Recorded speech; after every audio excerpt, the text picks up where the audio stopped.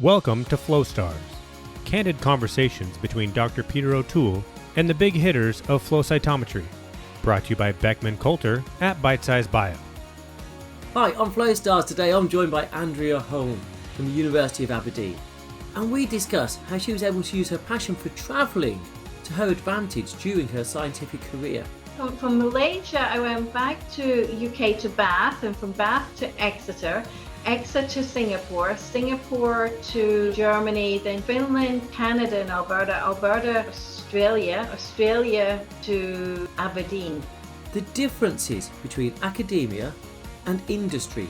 I think definitely commercial is a lot more focused, as in it's results orientated. And why she thinks it's key to understand the theory behind your experiments. And I remember one PI saying to me, I don't care how you get the data, I just want the data. And that, it gave me more grey hair. And the advantages of being part of multiple network societies. Definitely engagement, networking, to be involved in the wider scientific community and not to be narrow-minded. All in this episode of Flow Stars.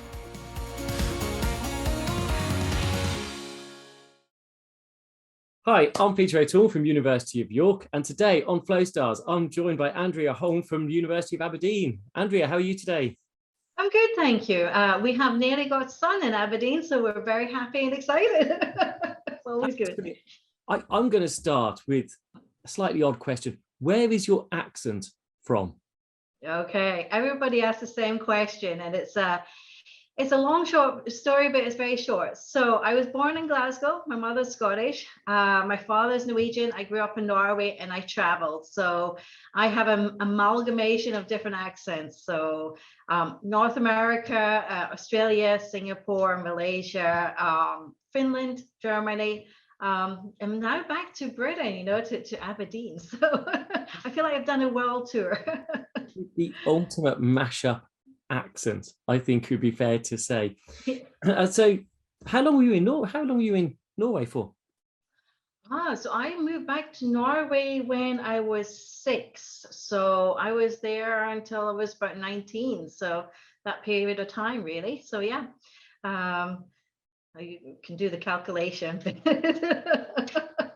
and you came back to the UK to go to university? Yeah, exactly. So I went back to university University of Glasgow because I wanted to know what Glasgow was like, because I hadn't really spent any time there.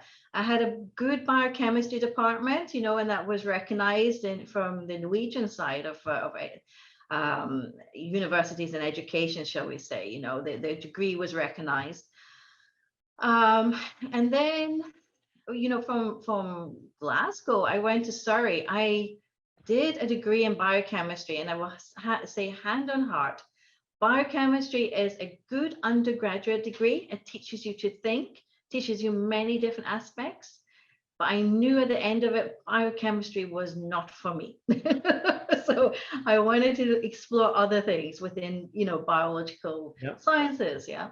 So I went to toxicology. It was molecular toxicology. I think I found more of a home there in the molecular biology side of things, at least for that time in my life. And I really enjoyed that. And then I've gone on and done other, scientific studies, shall we say, or areas, so immunology and virology and bacteriology, all this kind of stuff, right?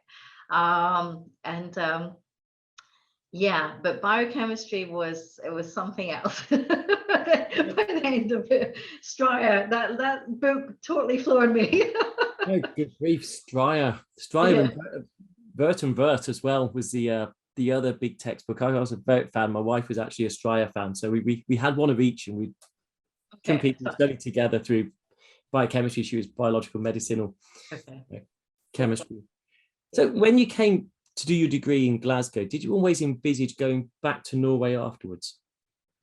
No, it was a big world. In fact, I always thought I want to go out and see what's in the world. It's this almost like that. So I would say a claustrophobic feeling to stay in one place. I want to go out and see what other people are doing, how other people do things, how different science is done, what are everybody doing. I do, not too inward looking, more outward. So I knew I would be going elsewhere. Yeah. Okay, Yeah. so we will come back on these points, but you said you wanted to travel. So let's do this at breakneck speed, like we're in some sort of smart machine that you get in and you go from Glasgow to, well, from Norway to Glasgow to Surrey to... I went back to Malaysia. So, and I did my PhD in Malaysia, and that's due to family circumstances, you know. So, and it was good. And then from Malaysia, I went back to UK to Bath, and from Bath to Exeter, Exeter to Singapore, Singapore to briefly Germany, then Germany to Finland, Kuopio. And then I went from Finland to Canada and Alberta, Alberta back briefly to Kuopio, Kuopio in Finland to Australia, Australia to Aberdeen via route of Dublin to see my sister. Yeah. Okay, I think I put a suitcase on a plane once, and I think that was the journey it took before it actually got back to me. That is quite... Now you know why. That is quite a remarkable career in a short breadth of time, because it's not, you know, you're not near the end of your career, anywhere near it yet. So It's crossed. already that's a huge amount. Where did you spend most of the years? Where have you spent longest? You know, I don't know. I feel like I guess Singapore, because that was about 7-8 years, you know. That's probably the longest, yeah. And most of them it's probably been 4 or 5 years and then going on to something else. You know, there's new opportunities always in the horizon, and you can see or do something different. And so did you never fancy putting roots down in any one of those locations, or were you always moving purely because not just the job that excited you, but because you just wanted to go and see somewhere else? yeah, it's a good question. I think when I was younger, not so much, you know. It was always what is new, what can we go and discover, right? And how can but as I've gotten a little bit older, maybe more mature, wiser, yes. And I would say that Finland will always, when I went to Finland, I felt like I was going back into the Scandinavian lifestyle a little bit. It was a little bit different still, you know, it's the land of the thousand lakes. It's a very beautiful country. And it just has a very, I would say, softness to it. There's something about it. It's just very calm, and it's just, you just breathe. And I have a big soft spot for Finland, and I could see myself sitting there in front of the lakes, you know, midsummer's night with a nice cold beer or whatever you want, you know, and you just have a sauna, relax. And that is roots, I think, to me. That's a place I could have roots, yeah. Okay, so Yeah. quick one. Finland or Norway? Finland. Malaysia or Singapore? Singapore. Singapore or Finland? Ooh, two very different ones. Can't make a choice. I would have a house in both places if I could. Okay, Canada or Australia? I think Australia, actually. Yeah. Okay, Australia or Finland? Again, it's a hard choice. They're very different. Yeah, but I'm almost tempted to say Finland. Yeah. Okay, so Finland or UK?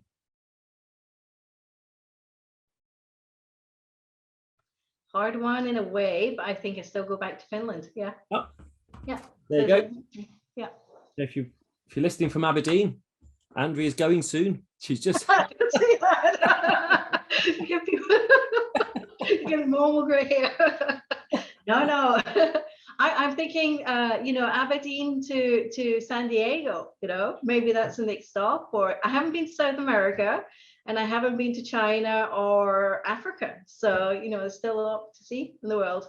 So you're not looking to settle, put roots firmly down yet. You've already scanned, so you say San Diego, Latin America, China, all places on your wish list. My to-do list, yeah.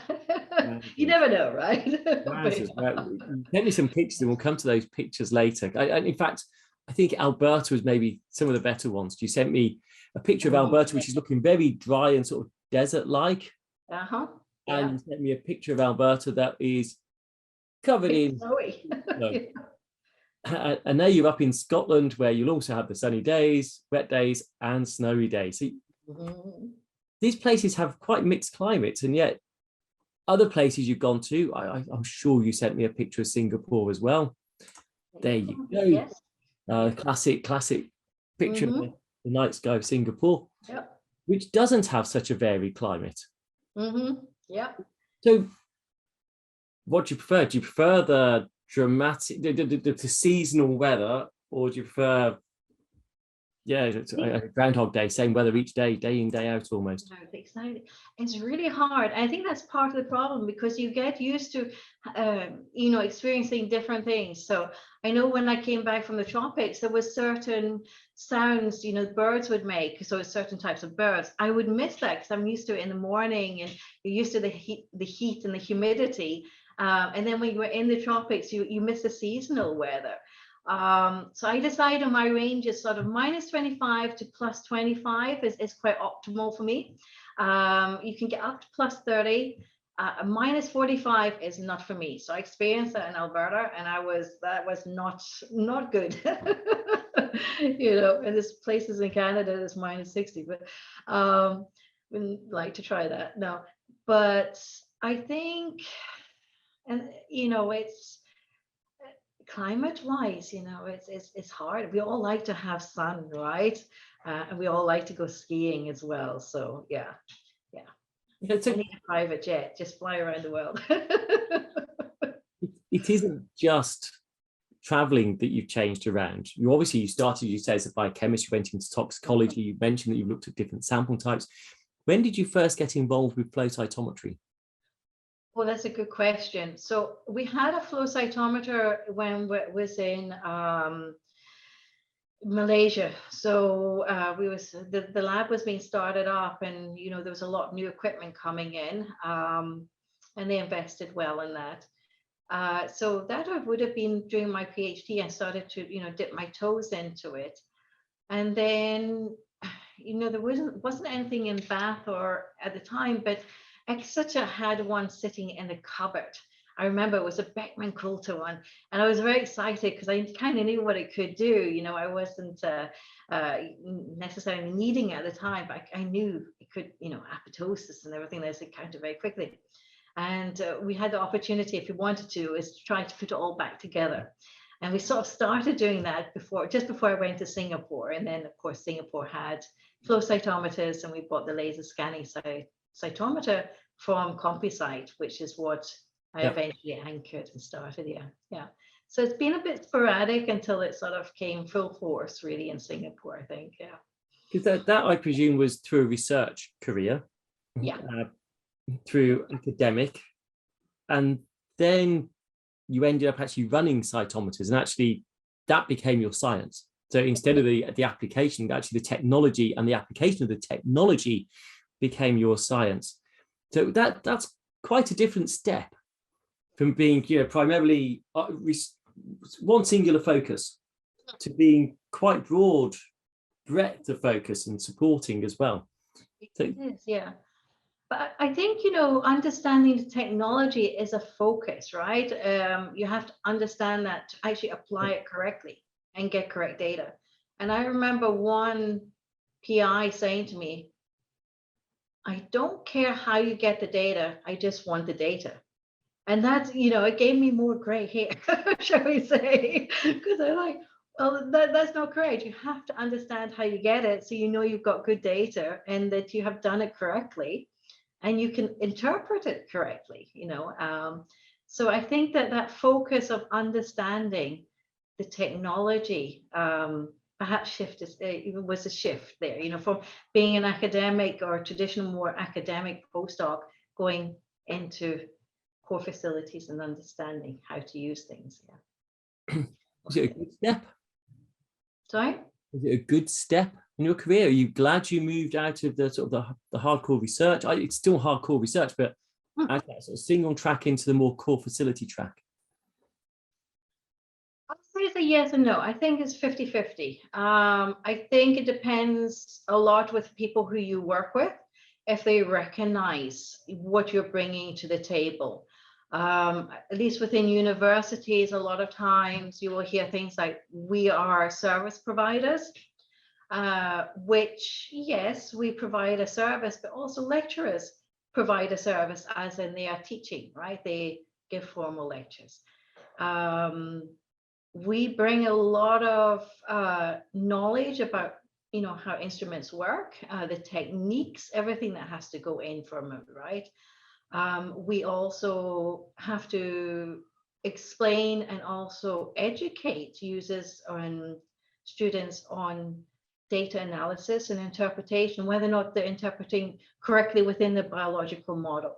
So if that is valued and you're considered as a partner or a collaborator, then it's very rewarding. But if someone takes all that knowledge and experience from you, which you have gained over 20, 30 years, depends how long you've been doing it, or even 10, and don't acknowledge that, then it's very disheartening, I think. Yeah. So, yeah. Have you encountered both environments where it's been very supportive of core facility type infrastructures and the career tracks and the recognition of the expertise, and other places that have just, it's not so well appreciated, the skills that are required? Oh, for sure. Yes, I definitely have encountered both. And I think, career track is we have to change our way of thinking, right? It's no longer this traditional academics who are writing a little bit of grants, etc., and everything is kind of sort of around that. I think we need to change that. If you don't do a PhD, or if you decide to go into the more, as they say, technical professional roles, which is actually part of the university infrastructure, right? We run the university in many respects, we are the glue that holds things together. The career track has to be recognized, and you need to be able to reward people who actually are able to improve it as well and drive it forward in different ways than bringing in funding, perhaps, in the traditional manner. Because if not, you're not going to keep those people either. So, if you have someone in a professional technical track and they develop a good core facility, since we're talking about core facilities, they should be recognized for that, and promoted for that, so that you don't just hit that sort of glass ceiling type thing, and then that's you, and then you see your peers continuing up on the academic track and being recognized for things. And it's also very important, I think, for the nation as well, if I can put it that way, because if you have a national infrastructure and a national program that recognizes infrastructure, you can get better support and funding, which for these instrumentations and people who have that expert knowledge. And that will really drive innovations and new commercializations. And I think that Australia recognizes it very well, or has done in the past, and been very well connected. EU has to a certain degree as well.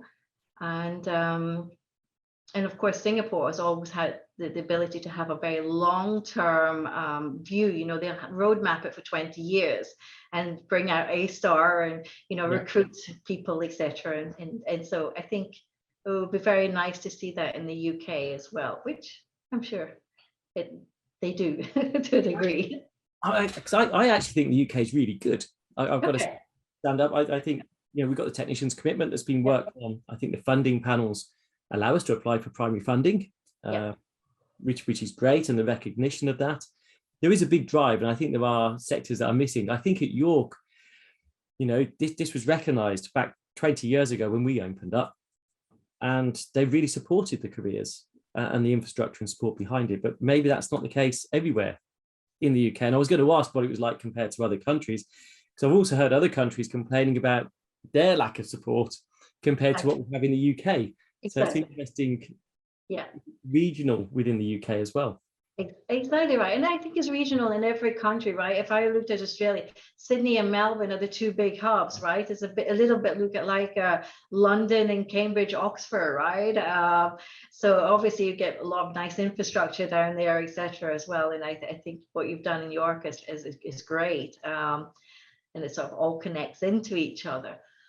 So it's definitely regional, and it's country based. And what I've always also found interesting is that a lot of countries, they will look at what other places do. For example, Australia said, oh, look what Europe's doing, they're doing it really well, let's adopt that, and vice versa, right? So and then Canada comes along and says, this is really good, we should have something like the technician's commitment, etc. So it all, slowly trickles along and improves things. Yeah. So thinking about, if I will come back to the core bit in a minute, we'll just go back to your early part of your career. You haven't just been 100% academic, if I'm correct. You've also worked for some companies as well. So you've been on the commercial side of research. How did that compare to academia? I think definitely in commercial is a lot more focused, as in it's results orientated.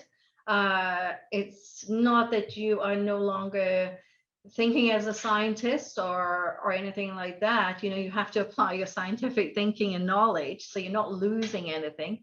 But there is very much, it's a business plan, and you have to actually achieve those results if possible. And I think what is interesting, or what I learned with working with these entities, was to actually assess very quickly if something is going to fail. So is it going to work or is it not going to work? And keep doing that through the lifespan of the project. Because if it's going to fail and you don't think that it's going to be easy to overcome, it's not the right time to do that. So don't waste your energy. Yeah. And I think if academics or a university environment could take that and think, this is my research theme or my lab, what's the business plan? What do I need to do to be successful within that business plan? And be a little bit ruthless and say, it's not just because I'm interested to know how something works. It might not be the right time to do it, right? We don't have technology, we don't understand enough to do it. But don't put everything into that, all your eggs into one basket. I think if people were a bit more ruthless in their own research and they sort of think of it as a business plan, they would be more successful. Yeah, I would say to an extent. Of course, you'd have done a PhD and we'd have banged our head against a brick wall for 3 months or more, getting nowhere and going until we crack it. And maybe in a business that would not be acceptable, to keep going against the same until you actually get over that hurdle or find a solution around it. Yeah. So you've had the academic side, you've had the commercial side. I would say now you're sitting in the middle of that as a core facility, which also brings in not just the scientific skills, but the management skills as well. So what percentage of time would you say now has matured into management over actual research effort? I think really I don't do that much management, much research. It's more management. Subconscious talking there. So I want to do the research, right? Yeah. No, it's definitely, I would say at least 70-80% is management and 20% is going to be doing actual science. But probably I'm fortunate in that I have a very good core staff who, if they don't know the answers, they will come and ask me and they update me. And so I would say they're very good at managing up, which, is very important, to have that team. So I'm there for when things don't work. So I'm a problem solver, I think is probably what my job is now. I'm going to say, if anyone's listening that's in their early career and thinking, oh gosh, I don't want to do management, and I was interested in a core facility, and now it sounds like it's all management. It's really not. At the start, it's 100% research. It's applied research and helping others solve the problems. Only as things move on does it become, if you're minded that way, then it becomes more management. But I'd actually say a lead academic is 90% management. You know, there's 10% thought process, but the rest is just managing, teaching. The actual time for research becomes much less. Exactly. And I think, you know, as you progress, you have to think about it as being a leader, right? And allowing, delegating ideas and say, run with it. You know, prove me wrong or prove me right, and trust that people will do that, right? And have feedback as well. You know, saying this is not working. I cannot do the job, for example. I can't, or I could do the job really well. These are the tools I need, right? And your job, or at least my job now, is to find those tools and to make sure that that's in place so people can do that, right? And I get enjoyment out of listening to what the data is, right? So people come back and tell me the results. So I don't have to be at the bench doing it anymore, even though I enjoy it and I do it to keep my hand in. But yeah. So thinking of tools, not just cytometers or other instrumentation techniques, there's obviously tools that you need to learn for the management side, which your PhD and the other jobs won't have incorporated. So how did you learn the management skills? I think trial and error, to be honest. on the job experience. Yeah, exactly. Yeah, very much so. Yeah. And what has been the most challenging time you've had to date in your career? That's a very good question. I mean, life throws so many curveballs, right? And so you just got to roll with it, make the best out of it. I think something which I still struggle with, if I'm honest, is trying to make people understand what works and what doesn't work within an organization or infrastructure, right? So to change that mindset sometimes. That's a big challenge because that's people management and it's trying to influence. So if anybody's got any ideas how you do that, well, send me the bullet points. You can guarantee that's also specific to their environment of how what works in one place won't work in another. That's for sure. Sure. What about what's been the most fun time of your career? In my career, the most fun time would have been my postdoc. You know, because I had a PhD, I was like, okay, you got to get it done. You got to get out there. You got to, focus and work hard and get that. And when you came to your sort of the PhD, the postdoc time, it was like, okay, now I can explore more. You know, there's more freedom. Yeah. For better or for worse, I don't know. You can get very sidetracked, right? So, yeah. Have you had any inspirations, people that have inspired you as you've gone through that career? People that have inspired me. Just sort of giving you a path and think, yes, I want to follow that path, or yes, that's going to encourage me to do this more. No, I wouldn't. And I sometimes feel a little bit sad about that, you know, because a lot of people would say they had someone who really inspired them or was a good mentor for them. And I don't feel like I had that, or not yet, at least. You never know. But I will say that going to conferences, I always enjoy, because you go out there and maybe that's where the inspiration comes. You go out there, you listen to what people are doing, you talk to people who are either your peers or who are, you know, maybe junior or more senior, but what they're doing in the fields as a whole and where it's going. That's inspiration. I always come back from those big or small, and I'm going, okay, now we've got to get back into the lab. and do something. Yeah. What is your favorite conference? Oh, my favorite conference.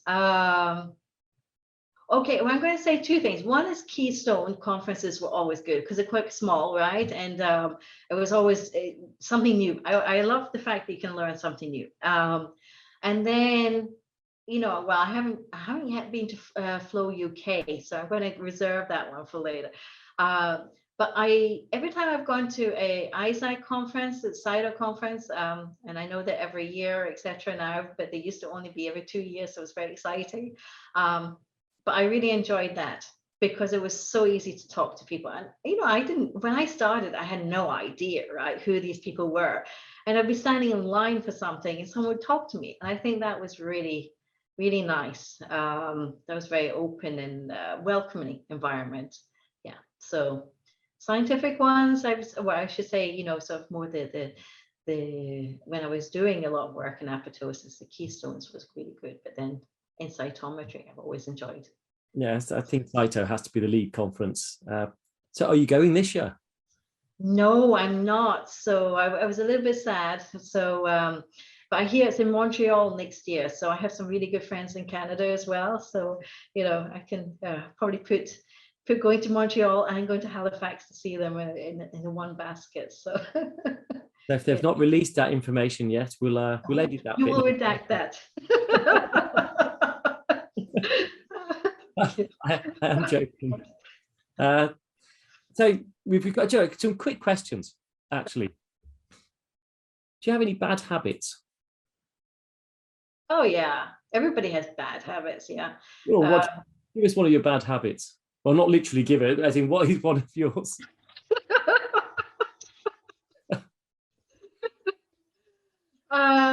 Okay, bad habits. Well, one thing is that I definitely drink too much Coca-Cola. I can tell you I live off it. So yeah, my sister will definitely just say that. I also need coffee, so it takes about three cups of coffee to get started. Other bad habits. I procrastinate. It's probably a big one. Yeah. Who doesn't? That's just science. So you got to think, right? Procrastination is just thinking. Oh, dear, yeah. Okay. What about pet hates? What habits, other people's habits, annoy you, or what they do? What annoys you? Within the scientific field, I should say, Oh no, just anything, anywhere. Okay, so definitely, if any students are listening there, please read more. I would say, don't just walk up and ask, how do I pipette X and Y, right? Think about things a little bit, read a little bit more. That's my pet peeve, probably. Just because I think you should read a lot as a science, if you're doing science, or even if it's community science, right? We can be involved in that. Here's what I found. Yeah, even Siri agrees with me there. Oh dear, yeah.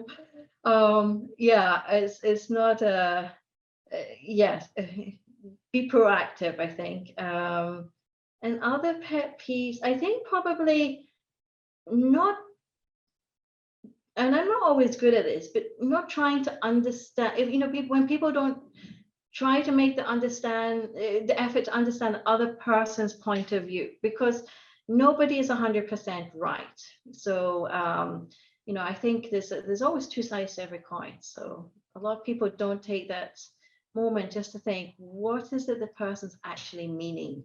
And yeah, that's probably something that I would say. So that can get you stressed when you're in that situation. What do you do when you finish work? You've had a stressful day. What sort of hobbies do you do when you get home? Good question. Oh, yeah, at the moment I don't feel like I've got any hobbies. It's really interesting. So not skiing? You sent me a picture of you, I presume, skiing. Yeah, definitely. Yeah, and I grew up skiing. So cross country I was on skis by the time I was like 6-7 years old, which is a bit late in Norway. But yeah, so I love cross country, and downhill is so. It's always interesting to me that I will always start in the bunny or the sort of green slopes, and by the end of the season, I'm back onto the blues. But yeah, and I used to do a lot of ice skating and horse riding as well. So I guess now, it's more sculpture, pottery, so a bit more sedate things. Yeah, I have. It's a strange story, perhaps, but when I was in Singapore, I was out dancing and I had rather high heels, right? They were very high heels. And of course it twisted and I had a very nice tear in my knee. So that required crutches, etc. But it's okay. But it means that I no longer can go running, which was what I really enjoyed. So yeah, so Definitely. Well, you can't get, surely that was long enough ago now to get back running. You would think so, yeah. I don't know. The guys here, we have a bone research group here and with physiotherapists. Every time I walk past them, they go, I really want to look at your knee. You should let them. I'll end up with a bionic knee, Definitely let them have a go at it. Yeah. I presume on all your travels, you've done a lot of sightseeing as well. So obviously, again, you sent some pictures. Now, obviously, this isn't really sightseeing because this is from your university. This is down at the harbour, exactly. So, and the Highlands are beautiful. So in summer's now here, so that's going to be fantastic to go walking in the Highlands. So now that we're allowed to go out, etc. Aberdeen's a beautiful city, isn't it? Yes, when it's sunny, it's really beautiful. When it rains, it's a little bit grey, which can be okay, but not for the whole year, right? So, but it's beautiful. Some of if you go down to the harbour and some of the big infrastructure vessels that are there are just inspiring. They're huge. They're huge, quite something. Oh yeah, for sure, yeah. And I mean, we have the wind farms, right? You're driving along the coast and you can see the wind farms, and it's quite spectacular to see it. And the coastline is beautiful. So I think that's a nice thing about Aberdeen. It is small enough to walk across, and it still has a little bit of a town city vibe to it. You can get it down to Edinburgh, and then very easy to get out into the countryside. So you have a little bit of everything, really. Yeah, and then you have the ocean. And I've got to mention, just thinking about Aberdeen and working in Aberdeen, of course, Kevin Mckenzie recently retired. Yes, exactly. I can't. Can't be the same without Kevin. I know it's so exactly. It's so hard, and I feel like I miss my coffee person. We catch up over coffee, and he's still around, so that's it's good. He drops into the institute a little bit, and but I can't believe it. I think it was 40 years or 6, something like that. He was a long stander, wasn't he? There, a long time. Again, a very different career track again for Kevin as well. Different to everyone else. Came in really from the ground up. Exactly. And really learned on the job, which I think sometimes is the best way to do it, right? And has a lot of knowledge. We had such fantastic conversations about things, But almost impossible to do what Kevin did in today's world, I would say. I think so, which I think is wrong, if I could be that strong about the point, because some people don't want to go to university, right? It's not quite their cup of tea to sit in a lecture theatre and listen to people. And other people at the time also may not know what they want to do when they're 16. It's a very young age to make people make a choice. I think that's where we're always quite conscious to put all equivalent experience down. So actually, though, we usually look for PhD or equivalent experience for most roles, but you can get that experience. But again, people have managed to get it. I'm not sure how easy that is in today's world. Exactly. But so that's at Aberdeen. You've then been so the view looks very nice. You've got water. You then went to Perth, and you've got water. You can see the trend, right? I grew up next to water. And they even had the beach. Yeah. And a campus beach. Oh yes, exactly. I mean, I Perth, University of Western Australia has got a beautiful campus. So obviously, hospital is a little bit further away, but the main campus is down next to the water, and people would go down and sit there and have lunch, right? Or you could go paddleboarding, sailing. It's beautiful. And again, all these pictures have water. You then got San Diego. Yeah. Again. Oh, some water. Huh?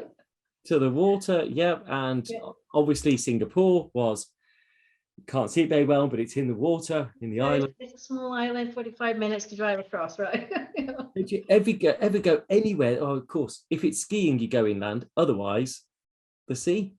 Sea, yeah, I think so. It's probably because I grew up in Norway and I had, we were living next to the water, right? So it's a good orientation. If I know where the ocean is, I feel happy. When I was in Alberta in Edmonton, it's a big flat plain, and I felt a little bit like I was in a Tom Hanks movie, The Castaway, I think it was, or something. Yeah. No, that was basic. I mean, there was many things, and they're lovely people in Alberta, but it's a bit too cold. But I did feel that it was, we were in a big plain. Yeah, so it's really interesting with the water. I've learned that about myself. I need a body of water. And you send me to the next place you haven't worked at, I don't think, which is down on the south coast. Exactly. At the east coast of Australia. Australia, yeah, exactly. So that was the 12 Apostles.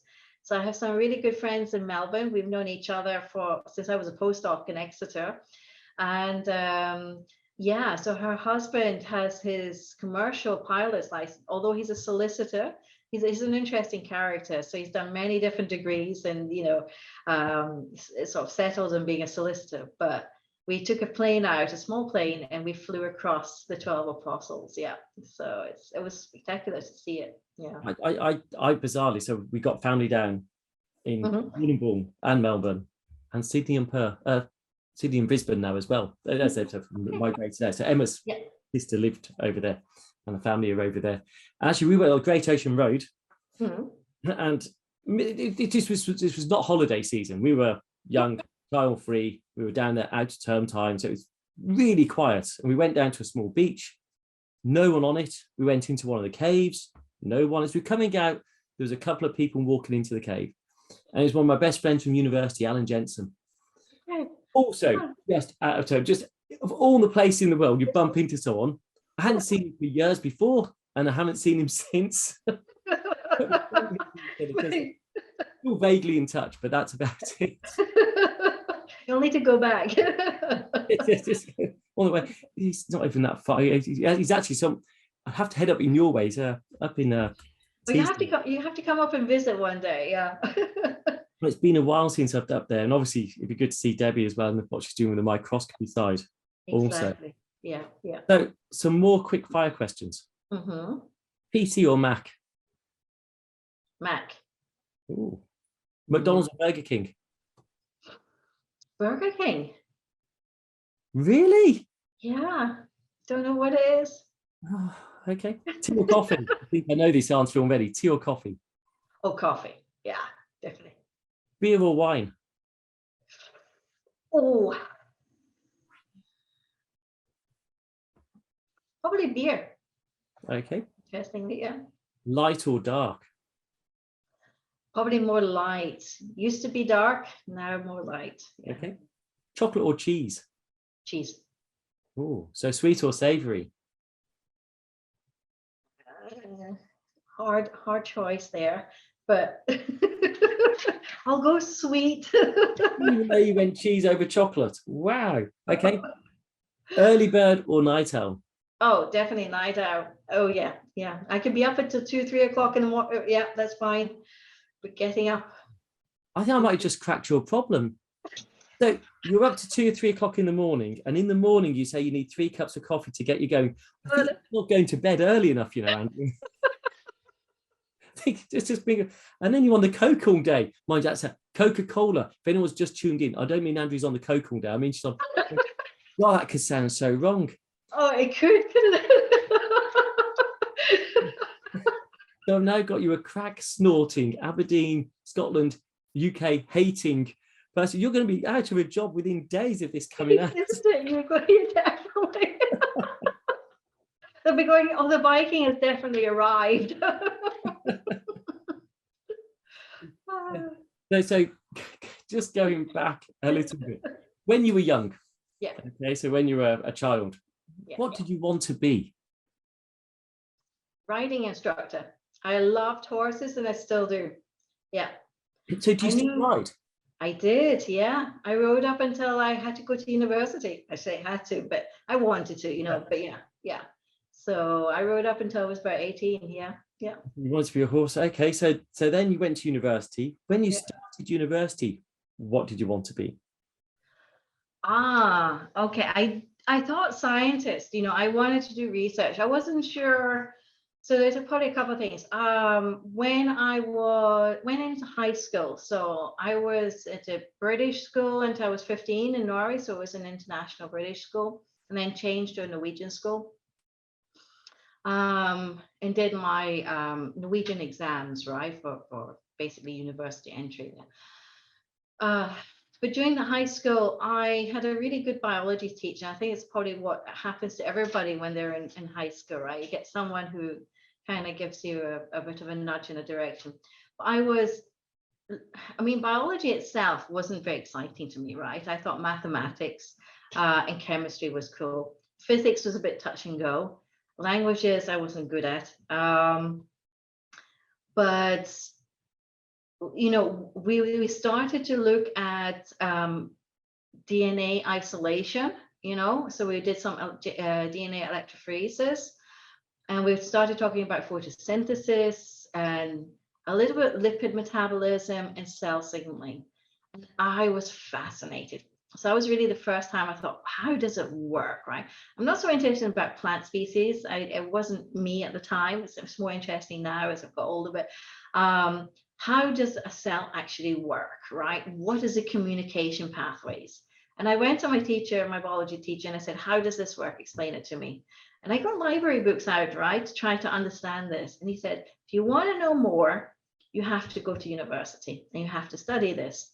And I said, right, that's me. I want to understand this. I want to know more. This is my thing. That stayed with me. I still go cell signaling. It's awesome.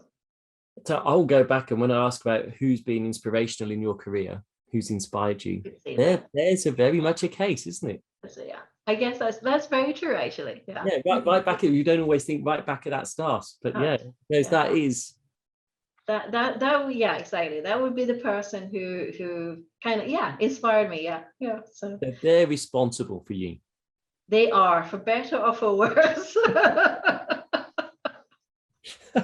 Okay, so now you are where you are. Yeah. What do you really want to be? What do you want to do now if you could do anything? Very good question. It's one I don't know yet. I was just trying to get you into more trouble, because you're going to say something completely different to what you're doing, and then you say, I'd rather be in Finland, I don't want my job, and I smoke, I do coke. I just want to breed horses, right? Well, you can use the cell sorter to do that as well. That's true. You can do an X and a Y, cell sorter. Yeah, exactly. Now off you go. I'm not sure how legal that is at the moment, but no, exactly. I suspect there's some patent stuff going on there. So in the future, do you have any? If you could have any job in the world, what job would it be? Okay, so what if I had any job in the world? What it would be to really, I would say, build new technologies, new flows, new combining technologies. I like the sort of hybrids, ability to bring things in and have omics to it. I spend quite a bit of time in cytometry now, and I don't really want to deviate, and I want the next thing, right? So that's on a perhaps personal career track. But yeah, if the world was, I'd love to go to Mars, right? Things like that. Yeah, there's astronauts, space travel, that works. That works, exactly. Yeah. Exactly, yeah. It was interesting when you're saying about the technologies and hybridizing them and seeing where they go. Are you seeing a big change in that area at the moment? So the drive to integrate, hybridize, or bring together different technology platforms? I am. I think I am. We can see that with the imaging cytometry and the flow cytometry combining. I think speaking to people who, knew people like Louis Kaminsky and other people who developed all these flow cytometers over time, that's what their goal was, right? To have something fast, could be quantitative, could do imaging. And we're now getting to that point that we could possibly do that. And then mass spec with the CyTOF stuff, right? So and mass spec imaging more generally as well for tissue imaging. So exactly. It's interesting, but you'd find the mass spec imaging for the more generic metabolomics, lipidomic type stuff in a mass spec core. You'd see, as you said, the CyTOF, one of Gary Nolan's, whose podcast guest. You'd see that in a flow cytometry core more often. Then you've got your high-plex phenotyping type instruments, your Akoyas, your nanostrings, your 10x systems, and now they're in two different cores, because they're quite often in the microscopy or the genomics core. Exactly. How do you separate and how do you bring together, right? Not easy, is it? That how I guess maybe it's the interaction between core facilities, but up at Aberdeen at the moment, how are you dealing with that diversity and yet very closeness as all these independent genomics, microscopy, cytometry, mass spec, these individual platforms that are now got grey areas between them? Exactly. It's like a Venn diagram, right? It's So I think Aberdeen is everybody talks to each other. It's quite a small university, and it's not Harvard or anything like this. It's not huge, but that can also be a benefit, because you do have that cross-pollination of both staff between cores, who for lack of a better word, are youngsters learning, right? So they go and do different things in different cores, but it also means that even the core leads speak to each other, right? Even if it's informally. So I think it's something that's still in development in Aberdeen. I think because we're so collegial to each other, if we know a project's coming in, we can say, actually, you're better off going to microscopy. This is not a really good flow project, or you're going to struggle. Your answer lies with this platform or technology, or mass spec, right? And we'll call up the cores and say, I'm sending someone to you, right? And it's the same as data analysis, right? Genomics has unique ways of analyzing data and visualizing it, which flow or imaging can sort of piggyback on. But I might look at a plugin or a piece of code and go, I have no idea what that means, right? And I'll ask the guys in genomics, can you explain this to me? What do I do? Right. Yeah. So it's I think, growing from an organic or ground roots level rather than top-down approach. But I would say, if I could say, Australia with Western Australia, and I think also like Monash, where they put their platforms under technology platforms. And in Australia, we had the Centre for Characterization of Microscopy and Analysis. So we could put a lot of different platforms under the one umbrella. And I think to make that sort of center or platform hub means you don't become too siloed. Yeah. So I say, as small as Aberdeen is, I'll give you a plug as well, because equipment wise, you're actually quite well equipped. So for a research environment, it's very rich, and I think the size is part of its beauty. I think it's a very attractive place. Now, you sent me this picture, and you're going to have to tell me what I'm looking at here. Okay. So, so this is, we were at Leipzig. Cyto, and of course Attila, he organized a lot there as well, so it was a great conference, I think. But that was Ed Luther, so Ed and he comes from the generation with Howard Shapiro and everybody, and growing up with them, right, and Paul Robinson and Daskinkevich. And I knew Ed since when we bought the Composite laser scanning cytometer. So I've known him for many years. And we were just sitting outside having a beer. It was great and catching up. Yeah. But I think these guys know more than we'll ever know, right? When it comes to from recollection, Leipzig, the dinner was down in the caverns, wasn't it? it was, yeah. Was that not where Faust was? Or am I not remembering correctly? Never know. It was a fun night down in the cave. It was a lovely, and actually the food was quite good down there. It was, wasn't it? Yes. So, what's your favourite dye? That's just, you can only ask a flow cytometrist this really. What is your favourite dye kind of probe?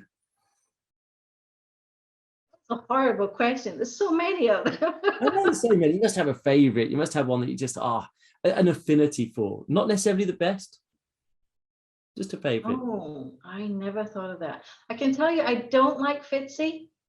That I can tell you. Yeah. PE is always one that's going to be stable, right? And it's a good old one. It's always inside. Yeah. It's always so there. Fitzy makes you green. Yeah. PE makes you red. Give you a bit of a warm orangey glow.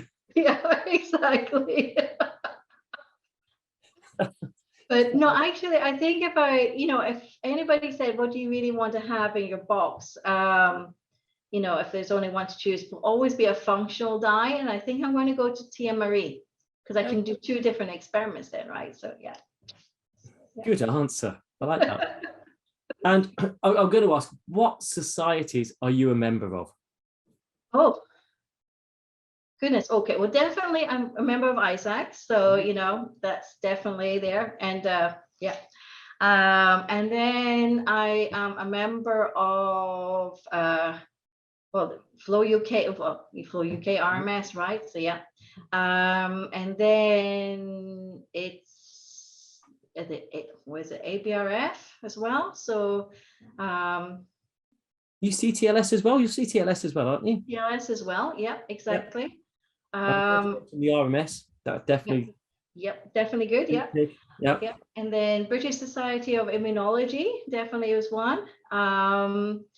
I think I have to renew. Talking about membership, I think I have to renew my cell death.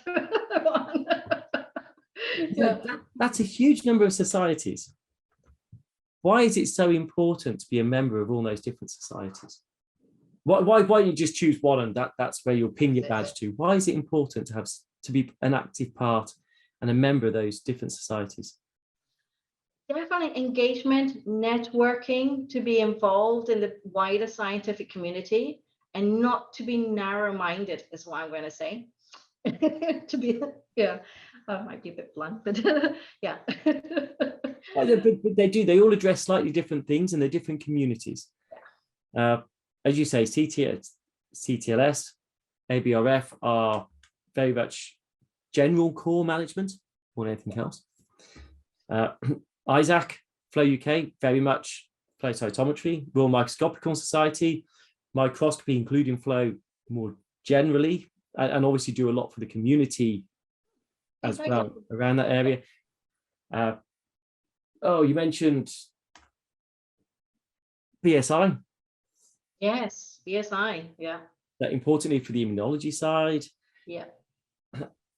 There's a lot, aren't there? Anyway, so I've got some more quick fire questions before we get to the end. Book or TV? I can have 2 answers. Book for real relaxing, TV for background noise. Okay, and TV, do you have any TV vices? Any trashy TV programs that you watch? Oh, I do tend to watch a lot of crime drama. Yeah, so, things like that, yeah. And people will not like this, but I don't like EastEnders. I didn't even realize people still watched EastEnders. Hey, right, yes, good. Yeah, I think there's a point where actually soap operas just become too time demanding to keep up with. So what is your favorite genre of book? I would say, well, definitely the crime drama has been sort of the trend in for many years, especially the Nordic Scandi thing. Yeah. But I do like a book that can make me laugh. Yeah. So a lot of people will, read. I have friends who read a lot of autobiographies, and I just think, well, I do a lot of reading, during the daytime. I just want to relax. Yeah. That's fair enough. What's your favorite film? Favorite movie? Oh, very good question. Favorite movie.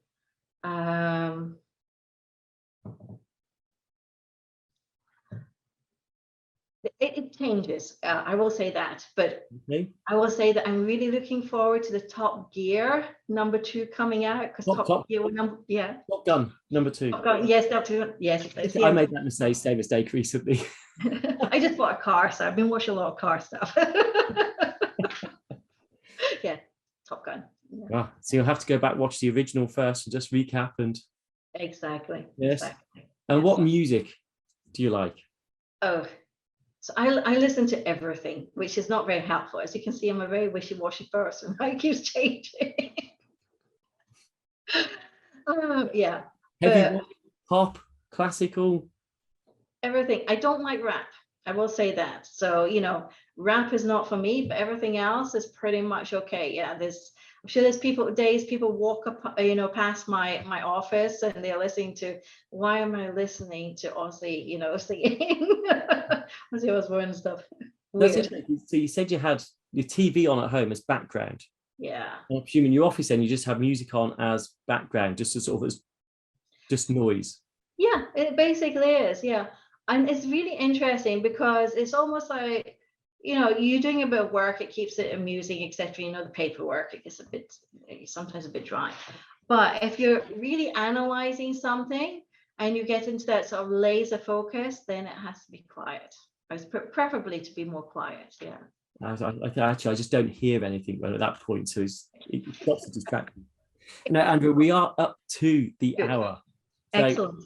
thank you very much for joining me today. It's been very entertaining, that's for sure. I don't think I've met anyone who's worked in quite so many countries, and this will be fascinating in another 5-10 years' time. See how many other countries you've gone through at that point. Latin America, China. We'll see where it goes. But thank you for joining me today. Everyone who's listened or watched Flow Stars, please do watch the others. Go back, subscribe. You've heard of some of the Paul Robinson. You've heard talk about Gary Nolan. You've heard those technologies. Go back and look some. But Andrea, I cannot wait to meet up in person very soon. Thank you very much. Thank you very much, Peter. It was lovely.